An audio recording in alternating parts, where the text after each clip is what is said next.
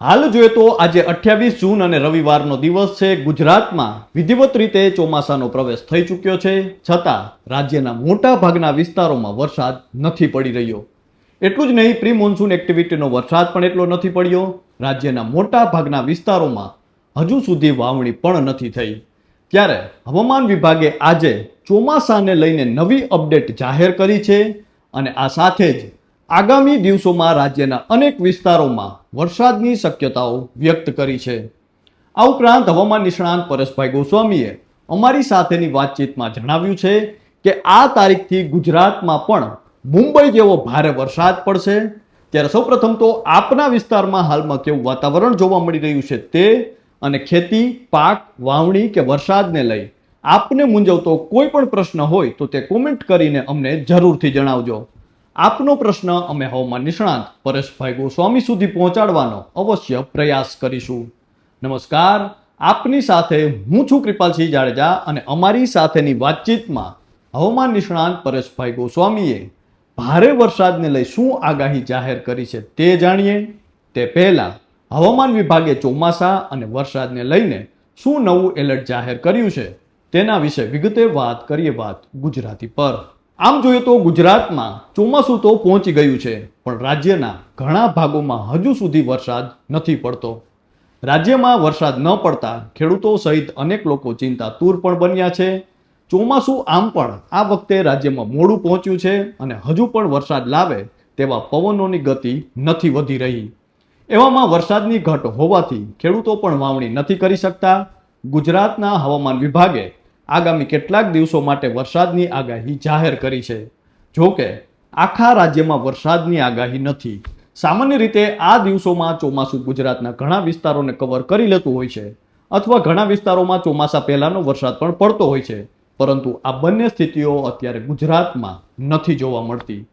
ત્યારે હવે ચોમાસાને લઈને જો વાત કરીએ તો હાલમાં આગળ વધેલું ચોમાસું મહારાષ્ટ્ર પહોંચી ગયું છે અને મુંબઈ સહિતના વિસ્તારોમાં પણ વરસાદ પડ્યા બાદ હજુ પણ મહારાષ્ટ્રના કેટલાક વિસ્તારોમાં ભારે વરસાદની આગાહી છે. એટલે કે ચોમાસું ધીમી ગતિએ સતત મહારાષ્ટ્ર અને ગુજરાતના અન્ય ભાગોમાં પણ આગળ વધી રહ્યું છે.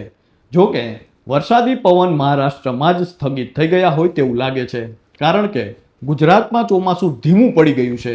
પરંતુ હવામાન વિભાગના નવા બુલેટિન અનુસાર જોઈએ તો આગામી 3 થી 4 દિવસ દરમિયાન ઉત્તર અરબ સાગરના કેટલાક ભાગો, ગુજરાત, મધ્યપ્રદેશ, છત્તીસગઢ, ઝારખંડ, બિહાર અને બાકીના ભાગો તેમજ ઉત્તર પ્રદેશ, ઉત્તરાખંડના કેટલાક ભાગોમાં દક્ષિણ પશ્ચિમ ચોમાસું આગળ વધે તેવી સાનુકૂળ સ્થિતિ અત્યારે દેખાઈ રહી છે. જો કે હાલના સમયમાં બંગાળની ખાડી શાંત છે અને તેમાં કોઈ મોટી સિસ્ટમ બને તેવી શક્યતા નથી દેખાઈ રહી. સામાન્ય રીતે ચોમાસાને ઉત્તર ભારત અને પશ્ચિમ ભારત સુધી આગળ લઈ જવામાં લો પ્રેશર એરિયા ખૂબ જરૂરી હોય છે, જે બંગાળની ખાડીમાં સર્જાઈ નથી રહ્યા. ત્યારે હવે આગામી દિવસોમાં હવામાન વિભાગે ગુજરાતના કયા જિલ્લામાં વરસાદની શક્યતાઓ વ્યક્ત કરી છે તે જાણીએ. તે પહેલા અમારી સાથેની વાતચીતમાં હવામાન નિષ્ણાંત પરેશભાઈ ગોસ્વામીએ શું કહ્યું છે, આવો જાણીએ. એક વાત ચોક્કસ છે કે મુંબઈમાં જે પ્રકારે અત્યારે ભારે વરસાદ પડ્યો, જળબંબાકારની સ્થિતિ થઈ, આ સ્થિતિ મેં આપને જણાવ્યું 5 થી 10 જુલાઈમાં ગુજરાતમાં પણ એવી સ્થિતિનું નિર્માણ થઈ શકશે. હવે આની અંદર 2-3 કારણ છે. એક તો જે આપણે કહેવાય કુદરતી અને કૃત્રિમ બંને રીતે આ પરિસ્થિતિનું નિર્માણ થાય. અત્યારે મુંબઈની અંદર જે પરિસ્થિતિ જોવા મળે છે એ કૃત્રિમ કહેવાય મારી દ્રષ્ટિએ. કૃત્રિમ એટલા માટે, ભલે વરસાદ છે એ કુદરતી છે, પણ વરસાદને કારણે આ જે પાણી ભરાય છે એવું નથી. હવે આપણી જે જમીનની સપાટી છે, જે ક્ષમતા છે જમીનની, એની વાત કરું. 1 કલાકે 3.5 ઇંચ વરસાદ પડે એવરેજ, કેમ કે વરસાદની એવરેજ, વરસાદ ગમે એટલો પડે, 1 કલાકે 3.5 ઇંચ વરસાદ પડે ને ત્યાં સુધી એને ઓવર ના કહેવાય. હવે 1 કલાકે 3.5 ઇંચ કરતા વધુ વરસાદ પડે અને એવો વરસાદ સતત 2 થી 4 કલાક પડે એટલે પાણી ભરાઈ જળબંબાકારની સ્થિતિનું નિર્માણ થાય. કેમ કે આપણી જમીન છે ને, જે ભારતની, આમ તો મોટા ભાગે પૃથ્વીના લગભગ દેશોની અંદર આ પરિસ્થિતિ છે, ક્યાંક થોડું ઘણું પ્લસ માઇનસ હોય. જમીનની ક્ષમતા એ પ્રકારની છે કે 1 કલાકે 3.5 ઇંચ વરસાદ પડે તો એ પાણીનો નિકાલ કરી શકે. એ પાણી પછી ગામમાંથી, શહેરોમાંથી, ખેતરોમાંથી નદીમાં આવે, નદીમાંથી દરિયામાં નીકળી જાય. આ રીતેની એક ક્ષમતા છે 1 કલાકે 3.5 ઇંચ. પણ 3.5 ઇંચ કરતા વધારે પડે તો પછી હોનારત કહેવાય, અતિવૃષ્ટિ કહેવાય. હવે અત્યારે આપણે બન્યું છે એવું કૃત્રિમ મેં એટલા માટે કીધું, કૃત્રિમ એટલા માટે કે હવે જે આપણે બધાએ માનવ સભ્યતાએ જે કન્સ્ટ્રક્શન કર્યું છે, જે બાંધકામો કર્યા છે, ગટરની વ્યવસ્થાઓ કરી છે, પાણી નિકાલ જે હતા ને એ આપણે બધા બંધ કરી દીધા છે. ખાસ કરીને જો આ જે વધારે વરસાદને કારણે જળબંબાકાર થાય એ તમે મોટા ભાગે જોજો એ શહેરોમાં વધારે થાય, ગામડામાં ઓછું થાય. અને ગામડામાં થશે તો દરિયાકાંઠાના ગામડા છે, દાખલા તરીકે આપણા સૌરાષ્ટ્રનો ઘેડ પંથક, કેમ કે ત્યાં બધી જ નદીઓનું પાણી એકઠું થાય ને ત્યાં થાય. પણ અમદાવાદ જિલ્લાના કોઈ ગામમાં એવું નહીં થતું.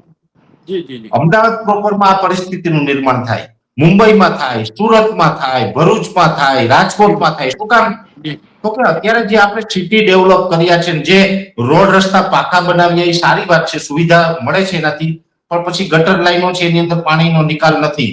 પછી બાંધકામો એ રીતે થઈ ગયા છે કે જે હોકળા હતા એ પણ આપણે દબાવીને ત્યાં બાંધકામો કોમ્પ્લેક્સો બની ગયા છે.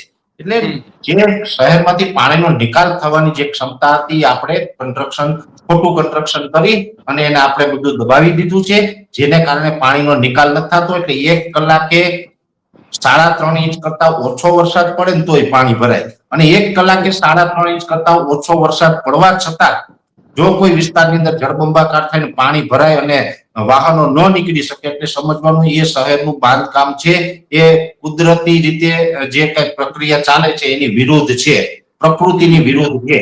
આ ટાઈપના બાંધકામોના હિસાબે અત્યારે મુંબઈની સ્થિતિ થઈ છે, જે કૃત્રિમ છે, કુદરતી નથી. અને ગુજરાતની અંદર પણ આ જ પરિસ્થિતિ અત્યારે છે. અને ગુજરાતની અંદર પણ 5 થી 10 તારીખમાં જે અમારું અનુમાન છે કે ભારેથી અતિ ભારે વરસાદ પડશે, તો એમાં પણ ઘણા શહેરોમાં આ દ્રશ્ય તમને જોવા મળશે. અને એ દ્રશ્ય જોવા મળવા પાછળનું કારણ કે પાણીનું નિકાલની જે ક્ષમતા હતી એની વિરુદ્ધ આપણું બાંધકામ થઈ ગયું છે.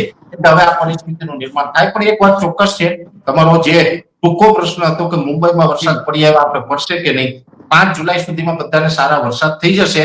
5 થી 10 જુલાઈમાં મુંબઈ જેવા જ વરસાદ ગુજરાતમાં પડવાની સંભાવનાઓ છે. જી પરેશભાઈ, એ જે વરસાદ પડશે એમાં કોઈ નદી નાળા ભરાઈ જશે, કુવો છલકાઈ જશે, એવા વરસાદ પડશે કે એવા વરસાદ માટે હજુ રાહ જોવી પડશે?